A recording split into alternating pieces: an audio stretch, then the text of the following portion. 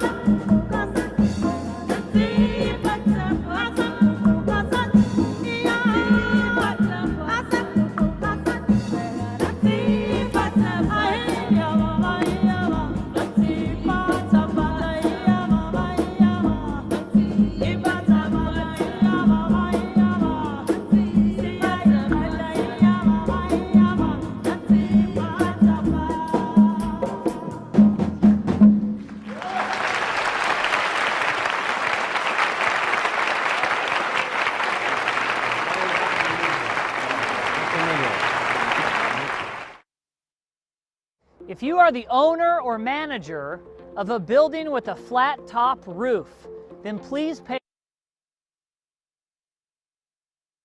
When I started drinking warm water to help me lose weight,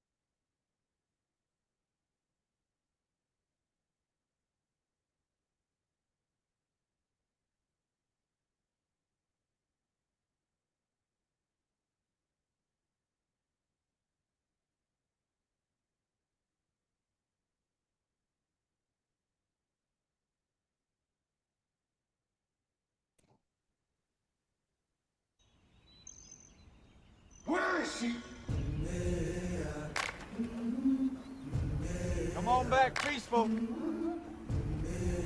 Whoa, easy now. I'm gonna be free or die. I've been walking with my face turned to the sun.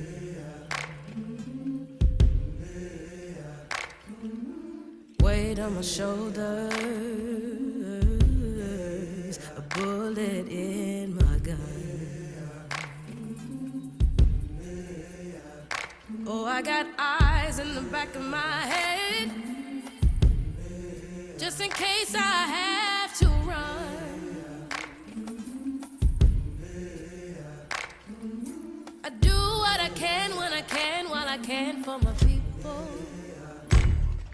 While the clouds roll back and the stars fill the night, that's when I'm gonna stand up, take my people with me. Together we are going to a brand new home, far across the river. Can you hear freedom calling, calling me to answer? Gonna keep on keeping on. I can feel it in my bones.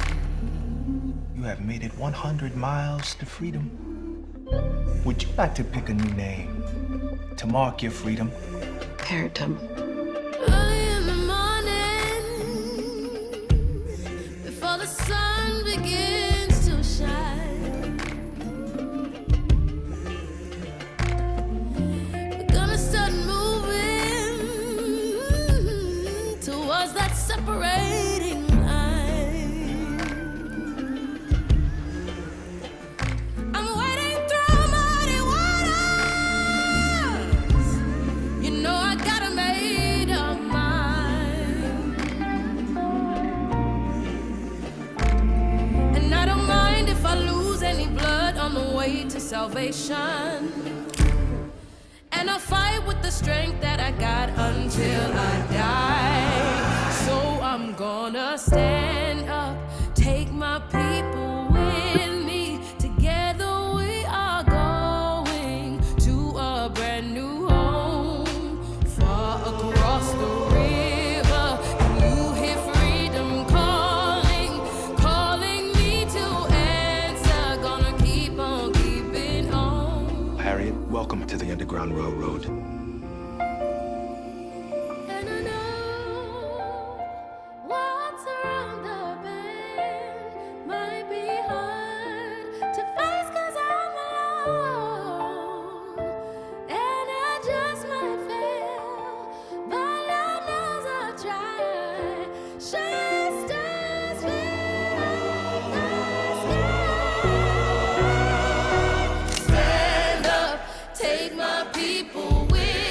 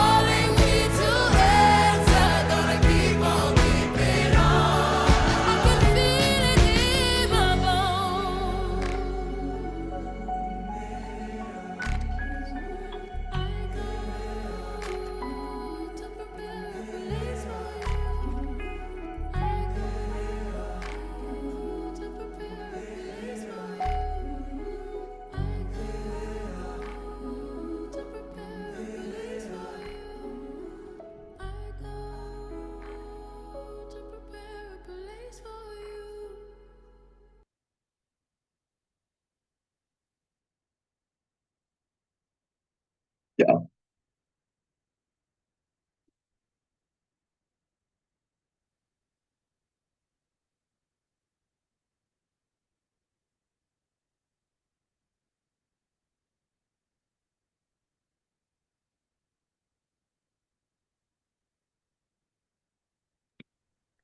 Good evening, everyone. This is Dr. Kossie. I want to thank all of you for joining us tonight for what I know is going to be a wonderful discussion with Ocean Waters. You can read along with me on the slide. Miss Ocean Waters is an award-winning African-American author from the Pacific Northwest who has written short stories and poetry for over 45 years. As a teenager, she was often lost in words and desired to become a published author one day. Ocean, pronounced Ocean, uses this pen name to reflect her deep connection with and appreciation for water moving upon the earth. Initially, she was inspired by Toni Morrison's quote, "If there is a book you want to read that hasn't been written, then you must write it." It was during the rainy days in October 2021. She wrote a fascinating poem that sparked the creation of her debut novel, Moments with You, in just 4 months. The prequel, Bloodline History, and finale were written and published just months after its release. Laser-focused on multi-generational fiction derived from fact, she writes with a framework that often drops the reader into the space and time of a character's truest reality.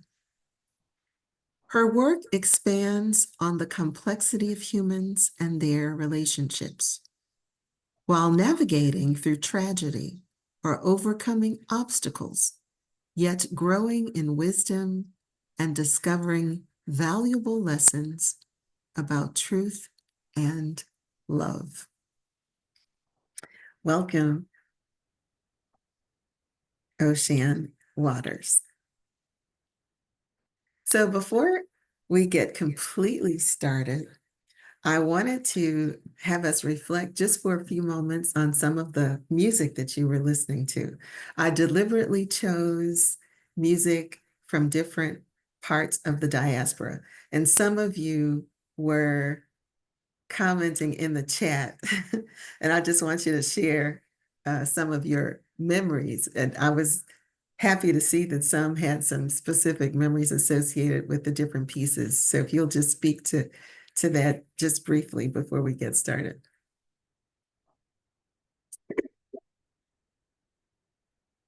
Maria? Okay. Hello. Yes, go ahead. This is How you doing? How's everybody? Doing great. Hi. This Pata Pata. I remember it came on one day. I hadn't heard the song, but I remember it came on one day, and my mom had informed me.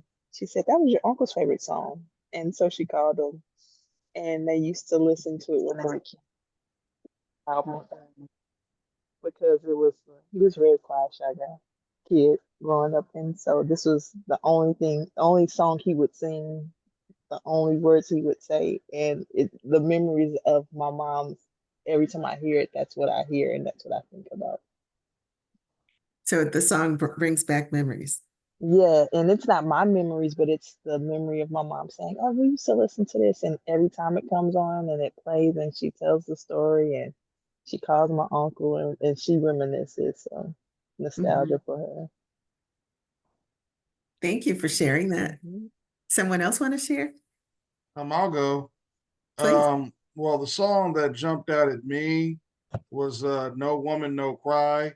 Not so much because it was a Bob Marley song, but I grew up in the 80s and 90s, so I came up after Bob Marley was around. But the Fugees, they did their own rendition of that song. Wyclef, Lauryn Hill, they did their version of it, and that's what brought back memories of my childhood was the Fugees' rendition of "No Woman, No Cry." Thank you. One other person. Yes, Dee. Hi, good evening, everyone. And so I enjoyed all the songs, but my favorite memory growing up was from Pata Pata because I can't remember which like Just Dance because I don't know if you had like a Wii or like a Xbox Connect, like that little bar. You're able to do like some of those dance games. This was like Just Dance 1, 2, or 3. But me and my sister, we would always play those games, and that was one of the songs that I would always choose. And I just really enjoyed it because of the beats, and I think it was kind of like the first, I guess what we can consider like Afro beats, that I had heard in my life, and I really enjoyed how uplifting it was, which obviously kind of like affirms my love for Bob Marley's music and No Woman, No Cry, and also just really um, appreciating the triumph that exists within our stories through Cynthia Erivo's stand up, and knowing that like I descend from enslaved people, it really kind of like it's a special connection that I have, to learn about those narratives and those stories, to learn more about what's hidden from us. Thank you. Well, for those who just joined, we listened to some music from artists from throughout the African diaspora, and we ended with Cynthia Erivo. And what some of you may know is that she's British Caribbean. Excuse me, she's British Caribbean, and she's singing this song about an American historical figure, Harriet Tubman. I was just when I heard that song for the first time, I was not really familiar with her, but when I heard the song, I thought, who is that? And then when I listened and learned more about her, I thought that we should listen to her sing that song. She's actually going to be in Houston for any of you who are interested, in April 8th and 9th. She's going to be in Jones Hall if you want to hear that voice live and in color. So I want to thank our participants. Thank all of you for coming. Dr. Michon Benson is going to be our moderator today. Dr. Michon Benson-Marsh is a professor of English at Texas Southern University. I have known her for a number of years. She has served as a principal of a school that was housed at Texas Southern for a period of time. And I know that she's a Rice graduate. She's also a Texas Southern University graduate. She has been a dedicated faculty member. Some of you, if you were on campus yesterday, you might have seen the fashion show that was on campus that she helped coordinate with career services for students on the TSU campus, Dress for Success, which seemed to be a wonderful event. I was out there and bumped into an actual former student who was one of the models. But she's also a gifted writer. Some of you may not know that you can help me with the name of the organization that Michelle Barnes established, Community Artists Collective.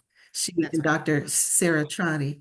And I think Michon is working on a book project that focuses on the history of that organization, its contributions to the arts world, and not only in Houston, but beyond. So I'm really grateful that she is going to moderate the panel. She's a writer as well. English is her field. And when I saw the questions that she had for Ocean Waters, I told her, I said, these questions are so good that I wish I had written the book so I could answer them. But I'm going to leave it to her to take us through what I know is going to be a great discussion. Thanks so much.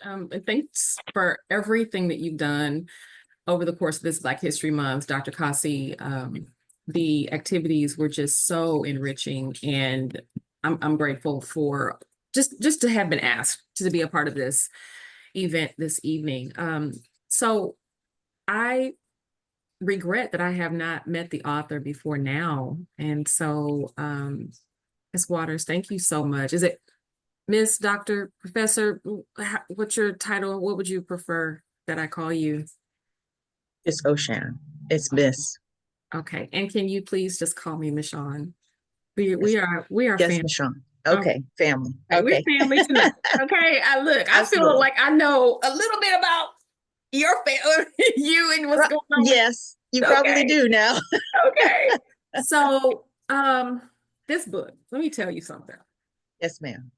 This book, it took a sister through some changes, and I'm hoping that we can get through not only the questions that I had in mind, but just really just open the floor to our other attendees and participants, because I'm sure that some of them really have some good questions. I see Dr. Brooks DeVita on the line, and some of my other colleagues, esteemed colleagues in the English department and elsewhere on TSU's campus. So I'm sure they'll want to ask you their own questions.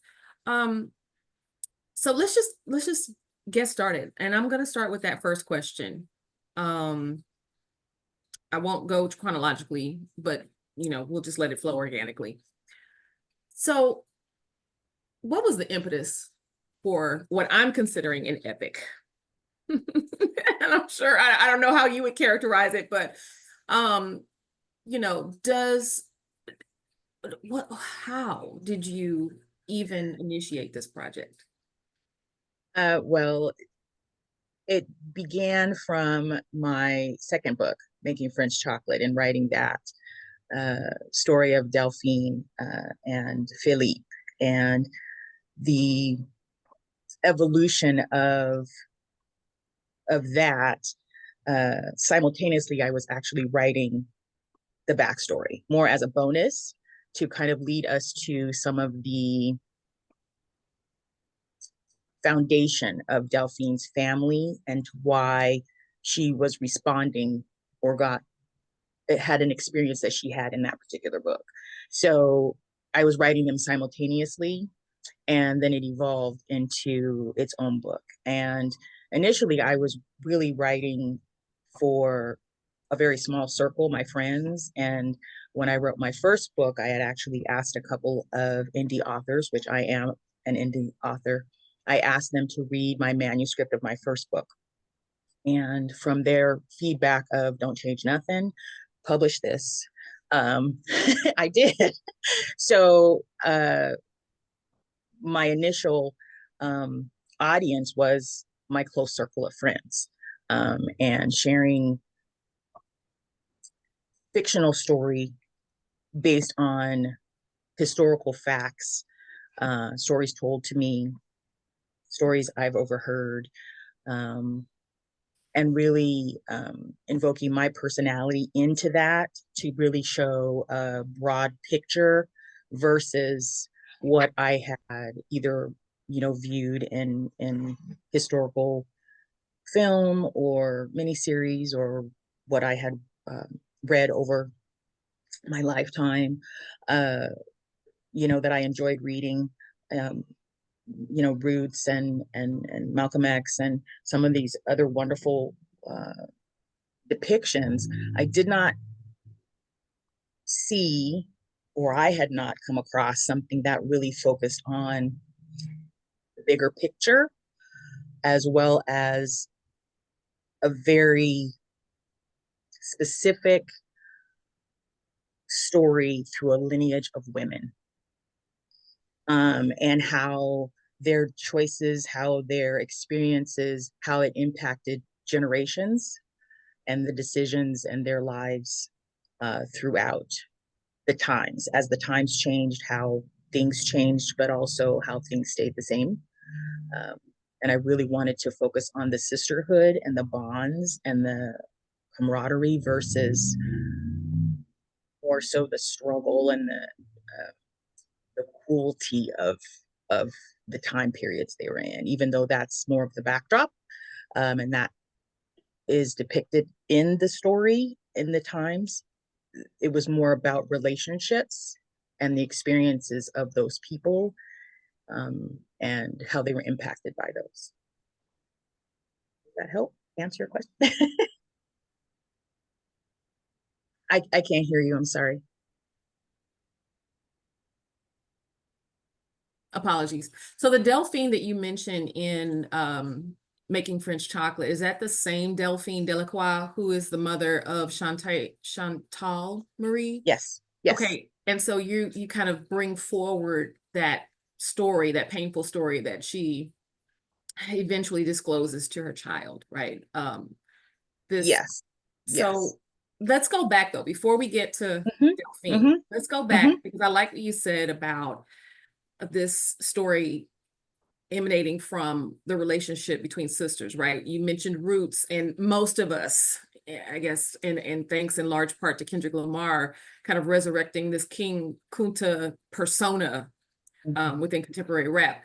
A lot of younger people even are familiar with Kunta Kinte, right? WGN's revision of the roots narrative. But talk to us about that, the sisterhood, right? Big Pearl and the other three sisters whom she nurtured through the harrowing institution. You know, what just talk about how you perceive their relationship and why it was so important to have that many women coming from or experiencing what they did. Well, I thought it was going to be realistic in the sense that there was not one pathway of a woman that was enslaved. I thought that there would be multiple stories within a very small community of those women, but they also, I wanted to depict a story that had the collection of voices and the support not only of the mother figure of the Big Pearl, but also the sisterhood of the kind of supporting cast. So the other slave women, so the household enslaved women were more of their own community in a sense, and they supported one another versus what we might see now of more jockeying for position and you know, the fighting and, you know, reality TV and whatnot. It was more of a collection of unity and support, even if you were in a space where you had no control. They still were able to come together. And I wanted to establish that from early on as they were in Africa and they had their own experience there, and also depicting that as they didn't have any control either in that instance because of where they were, what their status was. That, you know, I wanted to depict something that was realistic, but also not in a fantasy romanticizing the experience in Africa or in Jamaica or in New Orleans. I wanted it to be very authentic, and that's kind of what I grew up in, a collection of women and interaction. That's kind of what I wanted to depict in that.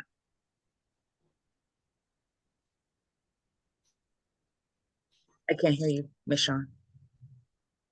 Sorry, Stan, I'm trying not to let the fish tank back here distract anyone from your responses, but can you talk a little bit about your writing process then, you know, the research involved? I know you mentioned that you listened to stories and that you had read accounts and all of that. It created very round characters and very rich experiences, robust experiences for these characters. But talk about, you know, how did this unfold? Did you have a chronological writing of this? Did it just flow from beginning to end, or did you begin at the end and work your way backwards? How did you do that? My process is probably a little unique. I'm more of a blank canvas, and you throw it all on and then you move it around. So when I dream it, or, you know, then I write it. So the scenes come, they're live and in Technicolor in my head, and then I get up and write it. And so most of the time it's in chronological order, and it is through the lens of the actual character. That's kind of how I do that. So I did a little bit of research on the actual tribes. As we all know, that when you're dealing with certain cultures that have tribes, they have rituals and beliefs and traditions. And so I did some research on specifically on the Gold Coast and on Africa. I did looked at some research and historical archives specifically about Fenty people and the Akan people, specifically about them and some of the traditions that they have, but also on the sugar trade. I did some research on the sugar trade and plantations specifically in Jamaica, being that my family, portion of my family is from the Louisiana area. Again, that information was relatively easy to obtain. So putting that all together was relatively easy, and I started directly from Africa. I started there and kind of went forward as far as me writing. So I didn't like jump ahead and know what was going to happen. The actual characters would be something that I would imagine as to what I thought would be the right path for them. But I think for me, that first story and those sisters there's so many layers to that, in the sense that there's expectations for the older sister. And then there's expectations for, the second sister, and then the younger sister, and then the lineage coming from a very specific person, speaks volumes. There's also the elements of mental health there that we, as a society, don't necessarily embrace that culturally. We don't necessarily always look at the mental health aspect. So I wanted to touch on that. I think I touched on just about everything I could think of, and not intentionally. It just kind of grew organically that way, and putting these women into these situations, and again, them starting off as children and not necessarily being these grown women. Having the conversation with my select friends when they read the book, they were not happy with me. They were not happy with me just because of the big picture. Slavery in itself is horrific in any culture, in any country, at any time. It is a horrific experience. I can only imagine. We have only touched the surface, but we as Black people have only are one of the very few, if not the only culture, African-American Black people, that had no history. It was stripped from us. So I wanted to tell a fictional story with elements of accuracy and family history, to kind of go back and kind of embrace the bigger picture, and to really encourage others to look at their family and what they've endured, or kind of why people act the way they do, or why they did make choices the way they did, and those types of things. So hopefully that answers your question. 2 questions have popped up in the chat, and I want to address those questions.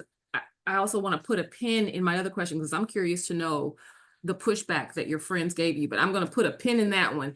And I'm going to start with D. Dupuis. Am I pronouncing that correct? Yes, perfect. First try. Awesome. So go ahead and ask your question yourself. How about that? That'd be great. Yeah, perfect. Thank you so much for Hey, giving me Dee. the floor. Hi. Hello, Miss O'Shan. So my question was, how has storytelling developed your relationship to your ancestors, physically and spiritually, like if applicable? And I kind of feel like you were starting to touch the surface on that when you started to talk about the pushback from your friends. And so, however you'd like to answer that, I'm really excited to hear. Oh, okay. Well, I think it has given me a greater appreciation. I always kind of had that wonderful connection with those that were living and those that were not. But it gave me a better appreciation, and to look at, as I mentioned, Black excellence as something that to strive for. And not taking things for granted. and wanting to, teach my granddaughter to teach them what I can. My father is very much into research of his lineage and or things that from his family line, and he is adamant about sharing that. And so it's just given me a very proud feeling to be part of something that I know other people don't necessarily get to expand on or even touch or even know. So that answers your question. Yes, thank you. I appreciate your answer. Thank you so much, Dee. Dr. Kossie, would you like to ask your question, or you want me to ask it for you? You're muted. Since you're writing historical fiction, can you talk about the relationship between fact and fiction in your creative process? Well, they're married because as a green personality type, it has to make sense to me. And so although I am writing a fictional story, the time and place and activities that went on needed to line up. And so ensuring that I was depicting the time period, the botany of the area, some of the interactions, some of the boundaries and restrictions of the particular, state or country or what have you. They needed to be accurate. And so when I wrote my story, then I went back to ensure that everything connected with the Britannica information or census information or letters from, plantation owners or slave memoirs that I had read, or information that I had obtained through the local library in regards to, what was it really like. I tried to depict language as well, even though my cousin told me she didn't like that, but nevertheless, I tried to even get into the framework of the language that would have been spoken or the way things sounded as I wrote it as well. Thank you. So before I ask, I'm going to circle back to that question. I have, we got to talk about the AI. You're including AI, and there's some other really important questions I want to get to.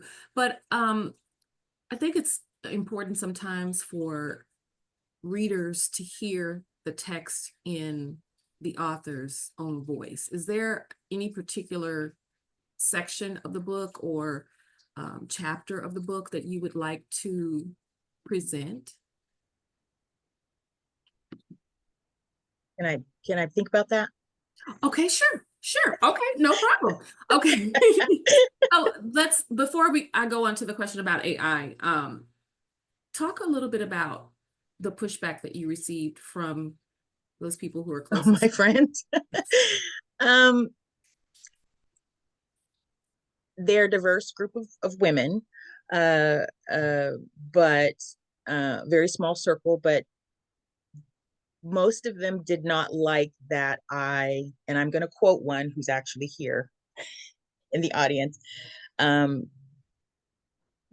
was raw to read, it wasn't necessarily in your face as far as some other slave history or historical fiction or even autobiographical of the times. It wasn't like in your face, but it was raw enough to get the point without being graphic. But the fact that I showed an experience or provided a vision or through the lens of multiple people, not just the Black experience, they didn't necessarily like the fact that they had empathy for people they're supposed to hate. So, but knowing me, they knew that that's what I was going to do. So, but they were vocal about, you know, I know I didn't like it, but I understand, you know, and I know you, so that's why it was safe to do that. But I had not read anything else that depicted relationships, not only just through the relationships of the African American women, but also with the white people. That was realistic. That wasn't soft over with romance, and you know, something that was relatively realistic that you could see happening, because it wasn't fluffy, and it wasn't meant to be. It was meant to be human behavior in the moment, in the time. So that was a little bit of the pushback. You're muted. Okay, great. Thank you. So just to extend that a little bit, given the current climate wherein historical fiction or talking about history, accurately depicting history, has been a hot button topic within the political terrain, socio-political terrain. I think it's admirable that you are creating a holistic representation, right? Not just a one-sided. We need comprehensive historical, even though this is fictional, representation. So did you get any pushback from publishers? You know, as you were presenting this narrative, yeah, granted, there might be the complex, both sides are presented here. I can't even say both sides, multifaceted book, but did you get any pushback from publishers at all about the nature of the text? Or no, that is one of the beauties of being an indie author. You can write the story how you choose to write it, and you can publish it the way that you choose to publish it. And again, my purpose for actually publishing it was kind of, I was encouraged to do so. You know, as a middle-aged woman, you know, just go ahead and put it out there. And so I put it out there with the audience of being my close relatives and friends. And then as soon as my dad got a hold of it, then it kind of went to the world. But and meeting Dr. Kossie was a blessing, in the sense that I won an award and actually got to meet her, and it was totally blown away by that. So there was no social or political or somebody, you know, overseeing what I do or why I do it, or take this out or don't do that. There was more personal commentary about that from relatives that, you know, indicated that, you know, oh, you wrote a book, and well, I don't like that, and that kind of thing. But there was nothing that really sparked from those folks that appreciate the literature. are there any aspiring authors in the audience, or does anyone on the line aspire to write and have any questions about that process, publishing independently, or, you know, any pointed questions? Okay, while I wait for that, for those questions to populate, let's go back to the AI question. You know, emerging technology is important in every discipline, right? Even in literature. So given that this historical fiction relies on recreating a sense of authenticity and immersion in the past, can you share with us a little bit about your decision to incorporate AI generated images of the characters?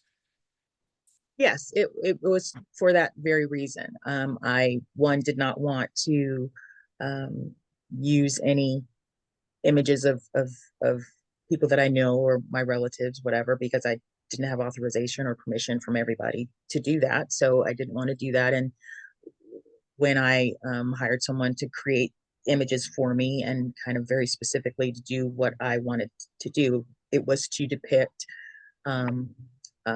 very specific parts and characters to allow the reader to get a sense of the time. That's the other thing in having conversations is to have the reader really put themselves in that time period to really understand what's happening and the reactions and the responsibility of what that character is dealing with, and not necessarily your 2024, 2025 experience. You know, it's the 1810 experience, it's the 1920 experience, it's the 1970 experience.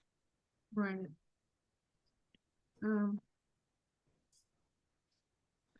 The images were really fascinating to me. I did like being able to see the fashion as well as the I guess the different expressions. I thought it was really a pretty wide range of characters, and you know, just looking at, I've never seen anything like that, seeing pictures that depicted the characters, you know, using AI technology. I thought that was a novel approach. I don't think I've seen that before in a book like this. So if you had to choose one character, which was the most difficult to write?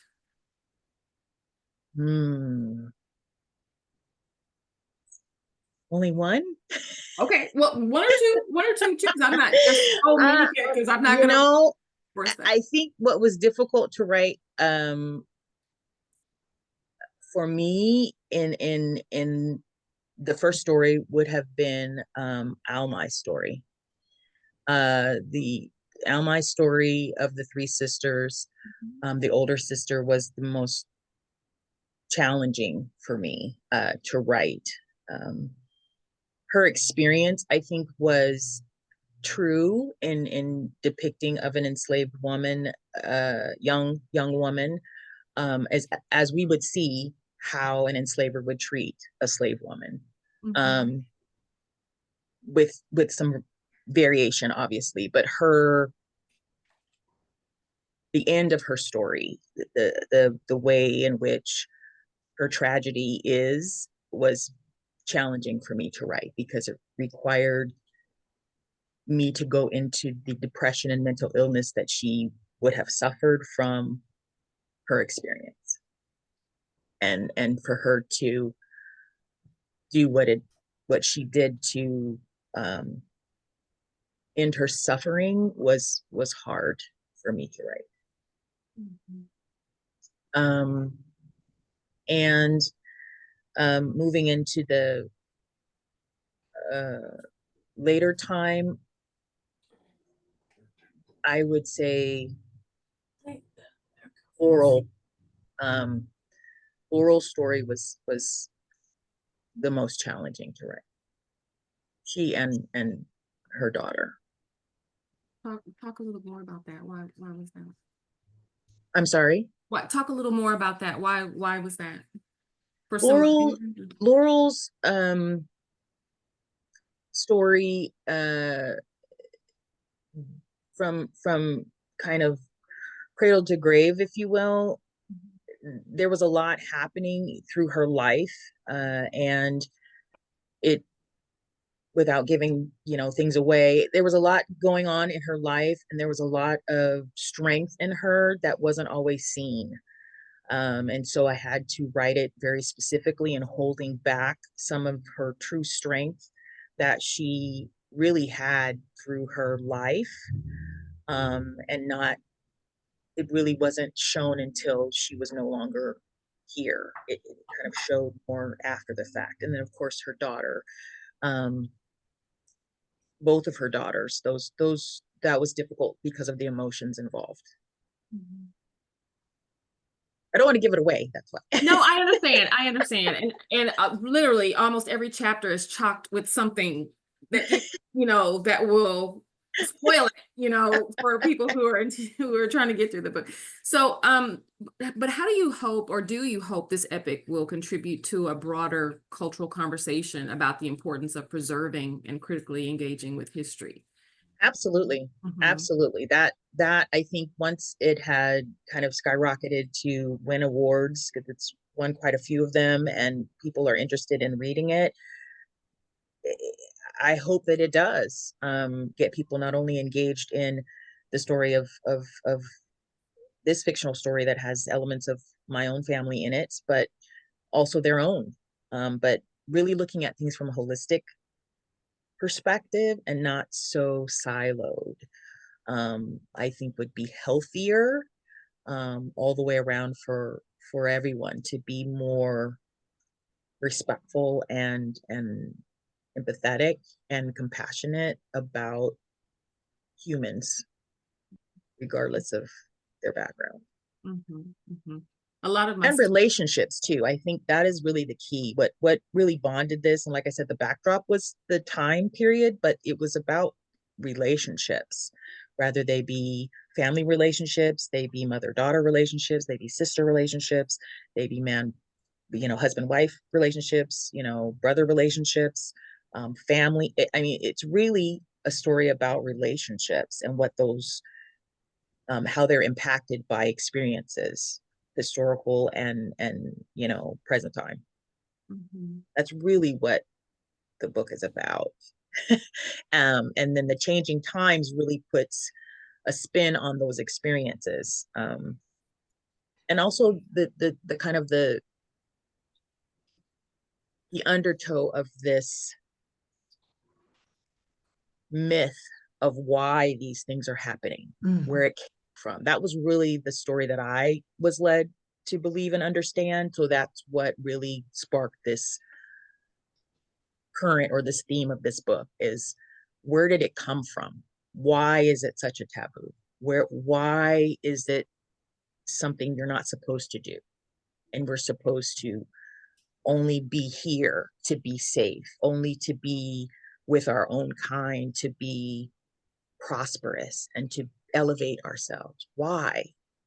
Not saying it's wrong, but just where did it come from and why? And that's really kind of where this started. So it goes from where it started, and then how the generations kind of build on these experiences and how those are passed down and what happens when it is passed down.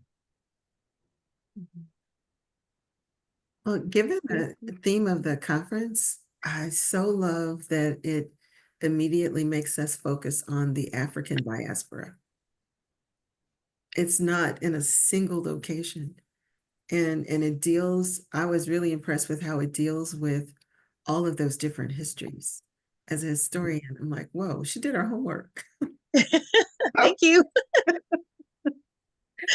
So can you talk just a little bit more about how you approach research? So is it that the character comes and then you go and you do the research around the place, the time, or like what's leading? Or does the creative process lead first, or is there inspiration that's sometimes coming from the historical detail where you go, there's an interesting story around this historical moment? How is that happening? It's a little bit of both. When I wrote this particular book, it was a little bit of both. In some instances, it started with the character, and what I felt what was going to happen to the character, or what I was writing, the scene I was writing. And then I went back to kind of fill in the blanks with the research, with the historical piece, and then others, because I had already started off going down a path. Okay, what happened during this particular time period? What was going on during this time period? Is this accurate? Before I started writing, so it was a little bit of both. Because again, we're talking about a couple of 100 years here, so it was a little bit of both of that, both processes. Thank you. This is so much fun. Dee and I were on the same page here. Dee, you want to ask your question? Because I was definitely going to ask it next. Yeah, sure. So I was wondering, to what extent or how often does colorism dictate outcomes in certain experiences of the female narrative? And I was going to leave it to you to touch on any character or any scenario. But Michon, if you want to recommend a character, Well, I think maybe that'll be Amos. great too. Maybe Amos. O'Shan, what do you think about? Yeah. I'm not sure I understand your question. Colorism in regards to his experience, or colorism in regards to Well, there's the AI image? Help me well, no, no, understand. no. That well, No. no, I don't want to ask Dee's question for, but this is, go ahead and ask your question, because I had a question along similar lines about colorism, because there's a mythos around colorism, Okay. and you know, but Dee, go ahead and just restate yours. Yeah, so I guess like do you write about colorism? Does it show up, and how does it show up for the characters, if at all? Yes. Yes. Thank you. Yes. There are aspects of colorism. Like I said, there's all sorts of wonderful layers in this book, but yes, there is colorism from a male perspective as well from a female perspective, and the outcomes of what that looks like, whether positive or negative. Does that answer your question? So when we're talking about, again, not to give away too much, but when we're talking about Amos's character, because that was one of the first, I guess, more obvious representations of colorism and privilege or proximity. And I just kind of wanted to maybe talk about that, because even in my own classes, in my African American literature classes, colorism inevitably comes up, right? And we can't not talk about it because it exists. But I think that the mythos around colorism is not consistent within our own cultural conversations, within the popular consciousness. And so if you could just talk about how you thought about it, because you were very deliberate in your, well, it kind of unfolded, but you do address it. So and your family's from Louisiana, and Louisiana has a different kind of relationship with pigmentocracy. It was like the way that Louisiana works is a different mythos around that. So you want to talk about that? You know, to be honest, I didn't necessarily think, oh, I'm going to write about colorism. I just wrote a character, and what his struggles were evolved into his backstory of what his colorism experience that he had. And so I think once I wrote that,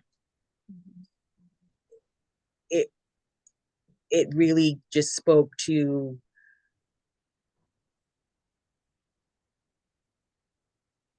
his experience and some of the negative feelings of Caucasian people that fed into his wife's experience, and then the generational sharing after that. It just kind of added to her trauma, if you will, which was why I placed it in there. So it wasn't specifically, oh, I'm going to write about colorism and the challenges that he's having, but it was really just, this is what his experience is. And, you know, him having that privilege initially and then having it being stripped away was important to impact his character and the foundation of his personality and some of the things that he was striving for. So I want to give you just an it example. Just real. Oh, I'm sorry. No, I'm sorry. Go ahead. Oh, I was saying it needed to be real. It needed to be authentic to me. It needed to make sense to me. I needed to feel it. And if I didn't feel it, then I wasn't gonna write it. And I didn't necessarily have multiple drafts either. I wrote it, and then it went to the editors, and that's it. There wasn't like, oh, I'm going to do this. No, I'm going to take this out. I don't write that way. So I feel that I write it. When I'm Go ahead, thinking I'm sorry. about that, when I'm thinking about colorism, just to extend it a little bit, because now that someone has broached, I appreciate Dee for broaching the topic. Now that someone has, a lot of people online may have thought similarly. And so in my own classes, I share a lot of different slave narratives with my students. And I'm thinking right now about Moses Roper. Some people online may not know these people. These are lesser read to a certain extent, but Moses Roper, who shares very early in the narrative that although he was the product of his enslaved mother, African mother, and his white slave owning father, he was and came out lighter skinned, right? His aunt saw him as a baby and tried to kill him, right? And so what this idea of color and the currency that a lot of us believe lighter skin color had is not necessarily absolute, right? So there were as many ways to be enslaved as there were slave masters or enslaved experiences. So anyway, Amy says this blacksmith does have some cachet, if I can use that term, you know, and mobility and all of these things. And just because he was afforded certain luxuries, if I can call them that, his experience is not necessarily indicative or representative of anyone of his hue or anyone who had biracial or multicultural lineage. So that I think did I hit on that, or did you, is there something you want to add to that? No, yeah, I was definitely looking for context, a little bit more of like the lived experiences of the characters with it, and I think that you highlighted that well. Okay. But Roper, there are lots of other characters. I just didn't, even if you're not thinking about that, I'm just, or you didn't think about it at the time that you were writing, a lot of, especially young people who are very invested in color, are having these conversations in real time on social media, consistent. They're absorbed in the currency of color and complexion. And so even for younger readers to see the different dynamics in this book, and the even characters who were born much later in the 20th century are still dealing with some of those same issues. They're not resolving them. It's interesting. It's just interesting to talk about and think about. Dr. Brooks DeVita has a question. Oh, great. Come on, Dr. Brooks DeVita. Oh, I see her hand. I'm sorry. I was looking in the chat. I'm sorry, Doc. Go ahead.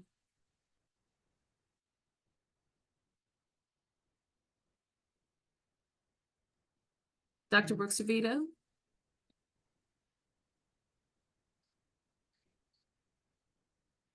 Oh, she can't unmute. Let me see.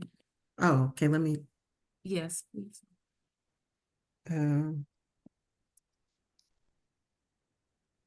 It's telling me to tell her to unmute. Okay, well, while we're waiting for that, can you talk a little bit about the award that you won? While I'm waiting for Dr. Brooks DeVita, would you like to put your question in the chat? I don't know what's going on with the you want to pop out and come right back in, maybe? So I, under the encouragement, my father submitted my book to the Indie Awards and International Indie Awards, and it won last June in the category for multicultural, African American multicultural category. And I was very taken aback, and excited about that. And that is where I met Dr. Kossie. Prior to winning that award, it had also won a Firebird Book Award. And since that time, it has won several other awards as well. So I'm very excited about that. I really hope and my wish is that the right people with the right mindset or open mindset are interested in reading the book. I think that has always been what I had desired once it left my circle of friends, just because, you know, everyone reading for entertainment or for education isn't always, you know, everyone has their own cup of tea, and a lot of people don't necessarily want to read about African American history, whether African American or not. But those folks that have, I've gotten nothing but rave reviews regarding the big picture, the broad lens of what this story or these stories allow people to feel and see, as well as appreciate. Not only about maybe a history they don't know, a family they don't know, but the similarities also. But the endurance, the resilience, the human behavior that they can see not only within themselves or perhaps others, but also the love and relationships, you know, the bonds that are there through time is what people really are taking away, which is what I'm very proud of. I appreciate your sharing about your father and the role that he played, you know, as a daddy's girl. I really appreciated your sharing that. And it just brought back a memory of my father is deceased now, but when my first book was published, we had a book signing, and when I came home, one of my sisters said, "Girl, Daddy bought a case of those books." He wanted to make sure they were sold. So they came in handy when I had a book signing somewhere else, and I was like, "That's right, Daddy bought a whole case." Yeah. So the support that we get from our families, can you just talk about that whole process as well? You know, just you talked about the friends who read your book and the dad who sent it off, and you know what's come out of that. Can you just talk about that too? Yes, I'm very fortunate to have a close relationship with my father and my mother, and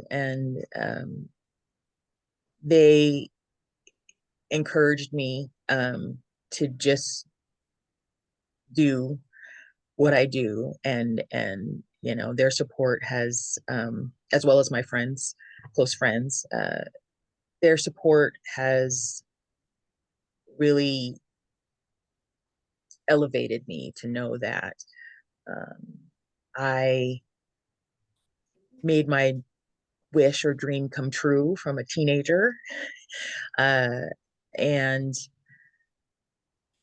I can write, and I can write well, and I'm a good storyteller, but being able to really expose yourself and put your personal life or your family history, and even in a fictional form, is a little daunting, a little overwhelming a little bit, but having their support really helps balance that. I mean, I was very nervous coming on here, just because you know, I'm amongst all you fine folks, and you know, wonderful, um, uh, getting the invitation and the awards. But I'm more of a behind the scenes person, kind of let me make it work behind the scenes. And so doing this is really helping me come out of my shell in regards to that. But my story is awesome, and I hope people appreciate its awesomeness. Well, I see Dr. Brooks DeVita's question. So I'm reading what she has in the chat. Oh, I think everyone can see it. I want to thank Dr. Benson-Marsh for troubling anachronistic narratives about colorism in enslavement, as well as in immediate post-enslavement. I did have questions, but I think I would most like to ask Ms. Waters to elaborate on a comment she made at the beginning of the talk about a taboo she wanted to address with this book. May we know what taboo that is?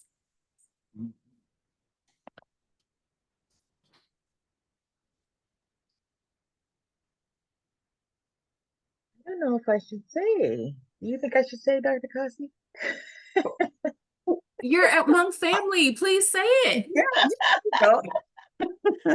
Well, the taboo, there's several of them, but probably the biggest one is allowing your feelings as a Black woman, allowing your feelings or your heart to be swayed or moved or to entrust it to a white man.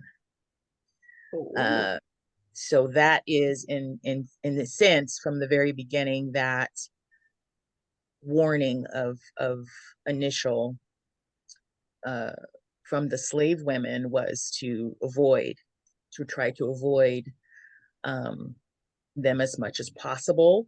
Obviously, you didn't have any control over that, but again, if you as a slave woman were taken to participate in breeding of some sort, that you did not allow your heart to become intertwined with that activity, because there were consequences. Well, based on what I have read so far, because I'm still working my way through it, you seem to have handled that very well. The character that I was looking at the time, it seemed, well, you showed that it was human. Outside the immediacy of her situation, you saw the human reaction. And I have no historical, I think that people who are creative writers are in a better position to help unravel those emotional kinds of things, because we don't have the data for that. We really don't as historians. We can only describe certain kinds of processes. We can talk about the biracial children who came out of these relationships. We do have that hint of Sally Hemings and Thomas Jefferson, and but I think the only way that system lasted as long as it did was because of the human connections that these people had that transcended race. Now, certainly the economic dynamic was certainly there. Exploitation was certainly there. But even when you look at the way people of African descent and white Americans from the historical period that we're talking about interacted, you could tell still that among Black people, say from the Jim Crow era, some of them had some positive relationships with their white employers, right? Who they might have still been being underpaid, but there was still, well, Mr. So-and-so was a good man. Okay. And I'll give a more recent example that some of my students know about, that a woman at my church happened to share that her father worked for William Marsh Rice. And when I did the research, I found out that he worked for William Marsh Rice Jr., one of the original members of the Board of Trustees for Rice University. And then when I did more research, I found out that her grandfather, which she did not know, also worked for a member of the Rice family, and that he was born during the period of slavery. And when she talked about her father's relationship with William Marsh Rice Jr., the member of the Board of Trustees of Rice University, she said, "My daddy said he was a good man."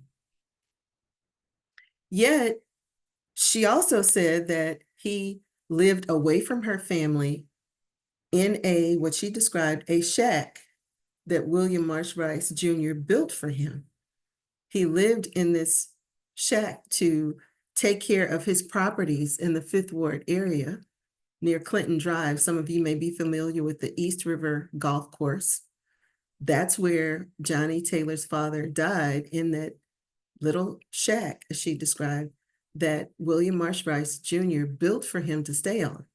Now, when he sold that property, he told the next owners, let Ralph stay on this property.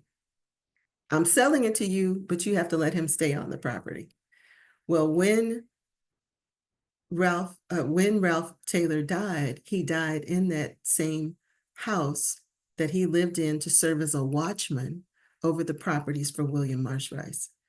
Okay, so her story is that William Marsh Rice Jr. was a good man. You understand?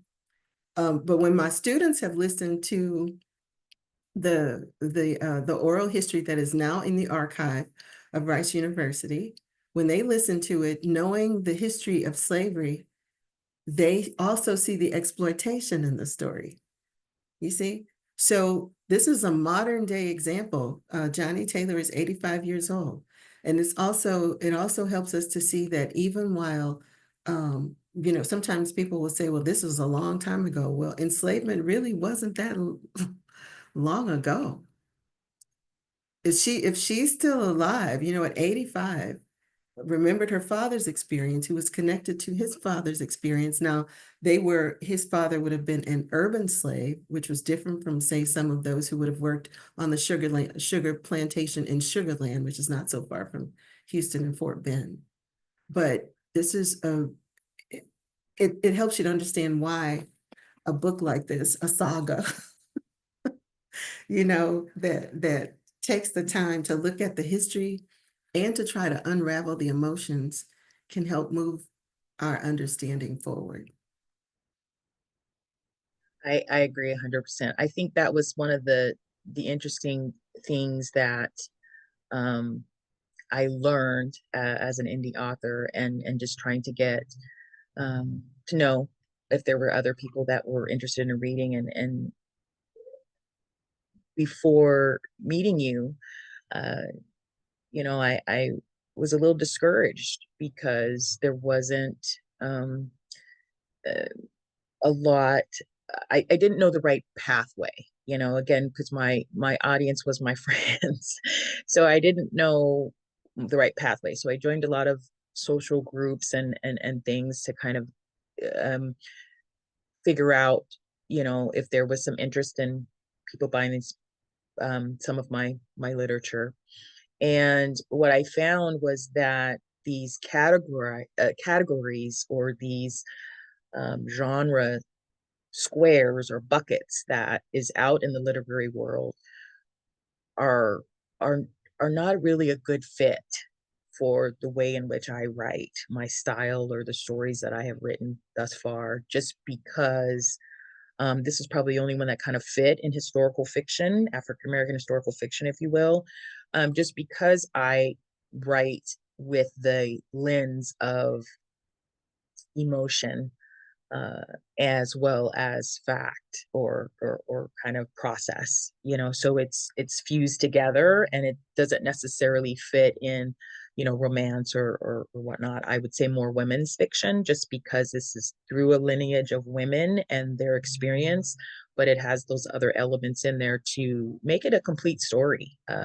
And I really hadn't seen anything else out there like that. And it was a story I wanted to tell, about stories that, like I said, I had heard, or I had overheard, or that were told to me, or that I recall, or that I researched through my own family. And it was important to me to share what that looked and felt like. Another reason for the AI, I wanted there to be images to show that without giving the reader that chore of trying to imagine what that looked like. I wanted to help them to be more immersed in that time period, in that story, in that character's experience, before you moved on to the next generation. Hopefully that was done well for you. Thank you. I see one of the students has said, thank you for gifting us with the book. Yeah. One of my graduate students. You're very welcome. Mm-hmm. Let me ask just one follow-up question, maybe provide some breadcrumbs for other of the participants who are here. Aya, Laurel, Paula, who else? I'm looking at Elizabeth LeQuinette. These are characters who either had relationships or were products of those interracial relationships. So some of the, is that not true? So Aya was married to Doyle, or she was the lover of Doyle McGregor, right? She was not. Who was it? Azula? I get the names mixed up. I'm sorry. Azuela? Is that who was? So the three African sisters is Almai, Uh-huh. Ayasha, who went by Aya, Aya, and Azela. Those are the three Azela. African sisters. Okay, so Doyle though, or what is one of the? Did you like Doyle? Tell me if you did you like Doyle or not like Doyle? What do you think about Doyle? Let's just be honest. I got all night. He was typical. Really? I mean, I bet because I have read a lot of narrative, so I thought he was a composite of all of the characters I had read. Okay. Like, I mean, not new, but just like, okay, I could see that. So for example, I'm in. Oh, we're gonna get into this. We're gonna get into. All right, let's get into this. Because I thought that you were going to share. I thought that you might read, just based on that question that Dr. Brooks DeVita asked, the sister change, right? There are these cautionary, okay, if you don't mind, okay. But there are these warnings that being with a good slave is better than being with a white man. Right? Isn't that what you say? I would have thought that Gallagher would have been typical. That's what my impression of what typical was Gallagher O'Shaughnessy, not Doyle. I got you. Okay, so can you just okay, not the story, not what happens, but just in terms of the relationship between, pronounce her name again, I'm sorry. Ayasha? Yes, Ayasha. Went by Aya. Aya. And that one seems to be the one that trips a lot of people up. So so just talk about that. How did you come to terms with, how did you allowed it to happen? It evolved. You know, that was easy to write. That was easy to write for me, because in my world, that again, these were very young girls when they came to this plantation, and by the time they're breeding age, if you will, they're teenagers, you know, mid-teenagers. So it's very specific that they had not been bred out or anything, because they worked in the big house. So Big Pearl was more of a safety for them. And Doyle, he was more like his grandfather than his father. And his grandfather's relationship with Big Pearl is a clue to that similarity. And his fascination with her being from Africa really led to the type of connection they had in the confines of her cabin.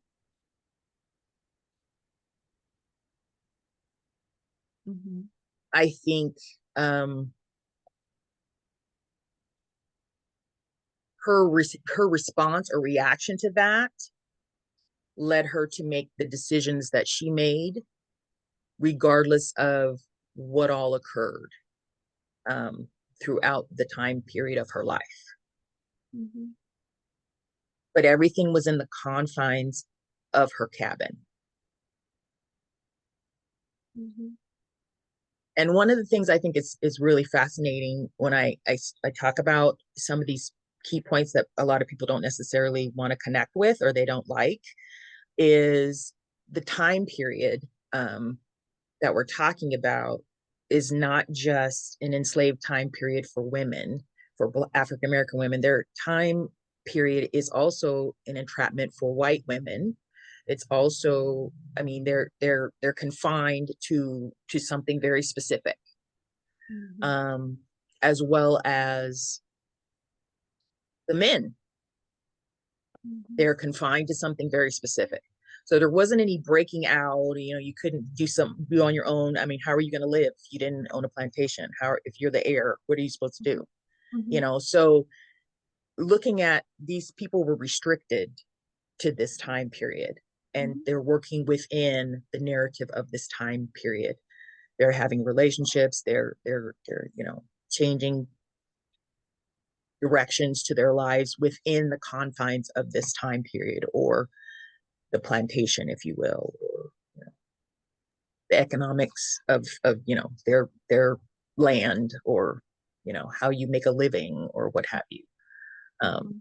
A good friend of mine, she said, well, everybody has a choice. And I was just like, well, do you really? We only look at the lens through, these enslaved people are trapped and they don't have choices, and they don't have choices. But are they making the best of the choices they don't have? Because they saw an experience. Ayasha saw her sister's experience. If you fight, what happens if you fight? You beat. Well, I don't want to get beat, so I don't want to get beat, so, I just kind of, and then the fact that there was, I want to say kindness, gentleness, affection expressed to her. Well, you're easier to bend than let me tell you why I had a difficult time with that. Let me just so in Victor Séjour's The Mulatto, and what your book does is provide a little bit more interiority, right, of these characters. We get tender moments that we might not get in Séjour's short story, for example. But ultimately, what ends up happening between Alfred, well, let's go. Time for y'all get ready for bed. Who's in the microwave? The slave master who absolutely fell in love with the Senegalese Lysa, who was without question the most beautiful African woman on the auction block. Okay. What ends up happening is he pursues her. He pays this exorbitant amount of money to get her. He pursues her, I guess, in much the same way that I envision Doyle pursuing Aya. And ultimately, after he gets what he wants, he relegates her to the worst shack on the property, right? And the product of their union is the eponymous character, the mulatto. But we never really know the color of the mulatto. That's not Séjour's issue. He's focusing on some other things. He's focusing on giving Georges the personality of his rapacious, whom we learn is a rapacious father, and his more noble and regal mother. Okay, so when I see Doyle and Aya interacting, even though there's this gentle and apparent affinity that he has and shares with her, it's just I have to suspend my desire to give into that wholeheartedly. That's all I'm saying. Not that the character is not good, because it's all really good, but I'm just, I'm like, well, what happened? I understand. I understand. It's because, but it's human behavior. Sure. It is truly human behavior, and it's not so far left where it is this harsh violation of this woman, forcing her to do something, and it's not the other spectrum of this romantic kind of fantasy of this relationship between this enslaved woman and this slave master. It is really a lens of probably more authentic of what probably took place, in the sense of there is affection, and outside of that, she's still a slave. Yeah. And she's treated as such. And he, there's no running around chasing you, and you guys playing in the water and hanging out. There was none of that. That it was, just very specific to the moments that you're together, Those are your moments that you have. And again, there was tragedy within that relationship because she had children and her children were taken from her. You know, there was other tragedy that came from that relationship. So it wasn't all honkadory where there was this, you know, relationship of this interracial relationship. Someone was starting to read this book. I said, "Oh, it's interracial romance." I'm like, "No, it's not." Are you sure you're reading the right book? I can't, you know, because they went into the mindset of it being an interracial romance historical fiction. And I'm like, yeah, that's not what this book is about. So, you know, and they put it down and I was like, well, you know, I really appreciate you trying to read it. Thank you very much. But again, that's that category thing, you know, when you say taboo and, you know, that kind of, that's not what this book is even about. You know, there's relationships, you know, healthy relationships between Black men and women and but it's really about women and decisions and choices that they've made or that were made for them that framed their life and their experience and their stories that they told to protect their daughters through the generations. We have one more student question. Dr. Kossie is giving me the wrap-up sign. I could do this all night, but so Legine Robinson, would you like to ask your question? She and Dr. Brooks DeVita had basically the same question. I don't know. Well, she asked about Sally Hemings, and was Sally Hemings an exception? Yeah, because she mentioned early on, it was mentioned love versus or love and duty. Right, I kind of got that. So I was wondering, in the case of Sally Hemings, how do you lump her there? Thank you. Me specifically, you know, in the prelogue, I kind of make mention to that in regards to Alex Haley's fictional story about his you know, Queen and Sally Hemings, and those stories depicting those relationships were more romanticized as being loving kind of relationships between the master and the enslaved woman. That wasn't really my focal point. It was really about these women and the relationships and the paths that they had taken or that they traveled down to get through the lineage of their descendants, because they each had different outcomes. And the story could only be told through the lens of the bloodline. So I really wouldn't say she was an exception, because I don't necessarily know that story. It wasn't something that I was speaking about, but it was definitely something that I had read or heard, and as well as some others that kind of romanticized the relationships that didn't seem very realistic to me regarding the times and the dynamic. Whereas I think that my story is more realistic to, at least from my perspective of what would have occurred for my characters in the time frame. Well, I am certainly grateful again. I wanted to give Dr. Kossie the last word, because this is her event and she's done an amazing job of coordinating just a month's worth. No, it is not my event. I have to be honest. When I bumped into O'Shan, there were two creative people whose works inspired me to want to put this together. One was O'Shan's book. First of all, when I saw how thick it was and knew that it had won an award, I said, oh my goodness, I have to get into this. So I told her right away that I wanted to invite her to the campus. And the other person was Holly Charles, whose film came out, and both of their works just so fit. They were just wonderful springboards for looking at the African diaspora, right? And what I love is that each of the themes that were selected for the conference, her work fits. So it's reimagining the African diaspora, preserving and sharing our stories of labor. We have that in this book, of love, of longing, and belonging. And it's a theme that I see represented in what you've done.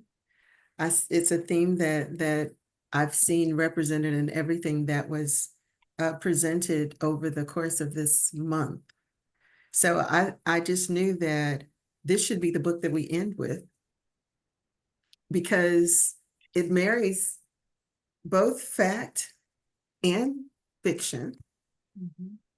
And when I think about where we are now, when we see we're living through a period where a lot is being, I mean, we're struggling with fact and fiction, even in what's supposedly the nonfiction world. How to know what's truth, how to know, separating fact from fiction is a daily struggle now. But what I love is that they both come together in a wonderful way in this book. And I thank Dr. Benson for hosting the discussion. I have to tell you, Dr. Benson, when I sent my questions to Oshan, she took me to task about my questions. Because I was asking these kind of exterior questions, and she said she wanted some questions that allowed her to delve into her book. And I told her, I said, well, sometimes authors don't want to give too much away. So I was just, allowing her to skirt around the narrative. But when Dr. Benson sent me her questions, I said, okay, now these are the kinds of questions that I'm sure Oshan will approve of. So I know how to stay in my lane. And I love supporting creative people. And I just wanted you to know that I was very impressed from the beginning with what you shared with me about your work. And I want you to know that we have at least I think about 4 or 5 professors on the line, which means we represent a number of students that we can engage in reading your book. So I want to thank you for all that you've shared with them. I also want to thank our Associate Dean, Dr. Jane Perkins, who joined us tonight, Dr. Alexis Brooks DeVita, who teaches in the English department, of course, our moderator, and I think I got all of the faculty members that are here. We have graduate students on the line, so thank you for talking about the creative process. We also have undergraduates on the line. It's been a very rich discussion. So thank you very much. Well, after all of these stories about relationships, I think it would just be fun to go out on Tina Turner's What's Love Got to Do with It? I hope she can come to campus one time. I hope this won't be the time. Yeah. We would love to have you on campus. I would love to. I would love to. And Michon, you can reach out to me. We can talk offline if you like. Okay. I would love that. It's been an honor. Thank you so very much. Thank you guys so much. Thanks, Dr. Kossie. Oh, thanks everyone. Good night. Okay, good night.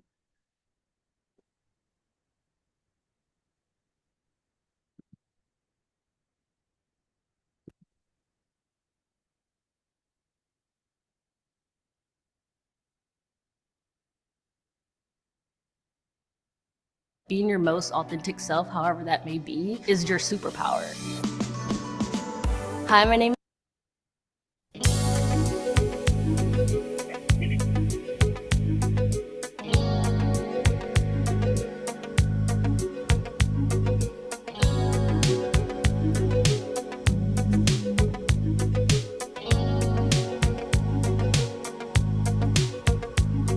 You must understand the touch of your hand makes my pulse react.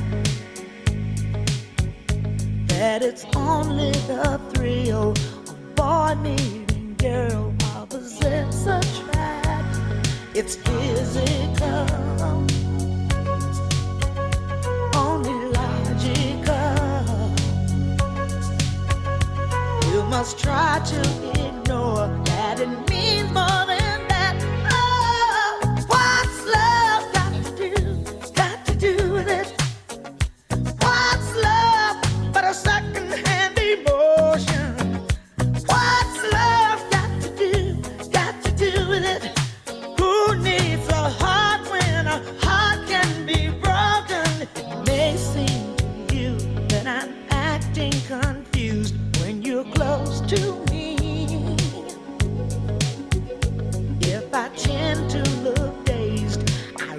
headed someplace. I've got cause to be. There's a name for it. There's a phrase that fits. But whatever the reason, you do it for me. Oh, what's love got to do? Got to do with it. What's love but a second-hand emotion? What's love got to do? Got to do with it. Who needs a heart when a heart can be broken?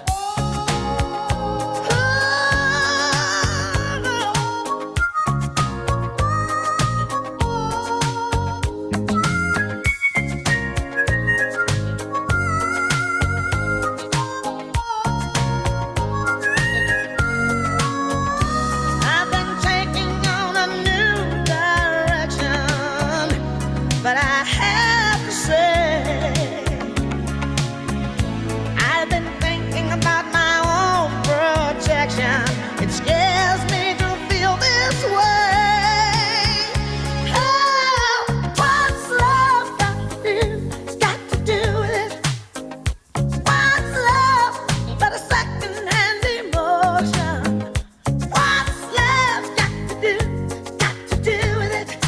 Who needs a heart when a heart can be broken? Got to do, got to do with it. What's love but a sweet old-fashioned notion? What's love got to do?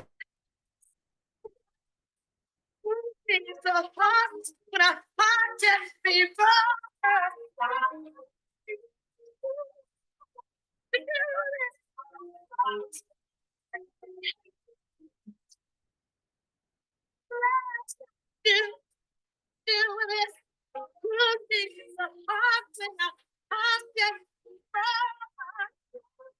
Good night, everyone.